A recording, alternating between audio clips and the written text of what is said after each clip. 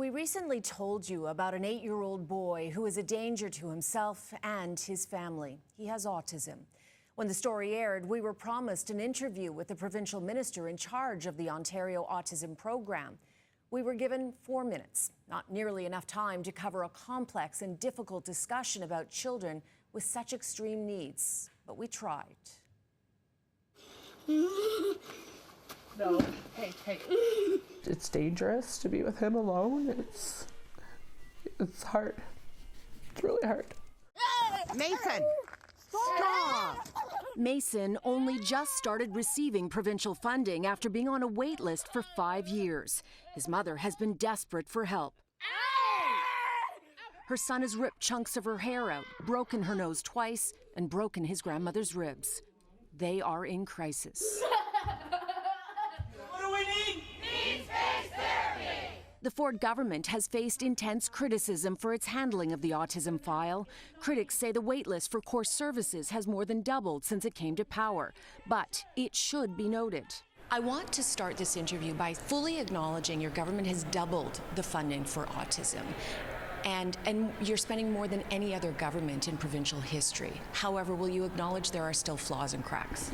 We have, as you know, the program itself that we have put together, it's more than doubled now. Will you acknowledge, though, families like Mason's are falling through the cracks? Whenever there are unique situations, there's got to be unique solutions for it. That's why we have partners on the ground in each community. The workforce capacity grant. But it's failed. In this case, it has definitely failed. The minister is quick to point out that the government has expanded services. As you know, right now, it isn't just ABA or core clinical service. Families have multiple streams that I can access, whether it's urgent response or entry to school or caregiver family aid program. CityNews asked just how many children are actively receiving core clinical services. The answer we received in a statement was, quote, tens of thousands have received support, which doesn't answer the question advocates have been trying to get an answer to. Mason lives in the Owen Sound area. His mother says resources are strained and virtually impossible to access. Mason's mother sent me some questions.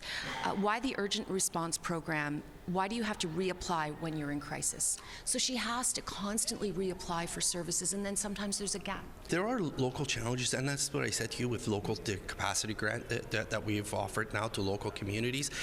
If there are, those are the ones that we want to look at. I think she would argue that she's tried. Oh, come on, that's 4 minutes. Come on, there are so many. Can't you give me a couple more? There are so many more questions. I did get a couple more questions in, but did not get any more clarity. Mason's mother tells us her son has not had his meds updated in 5 years, since he was 3 years old. She's just been told he needs to be an inpatient before his meds can be adjusted so he can be monitored. The waitlist for that program is up to a year, and she's not sure she can last that long. Since we first told you about Mason last month, she's had to go to hospital again for a serious injury during an outburst.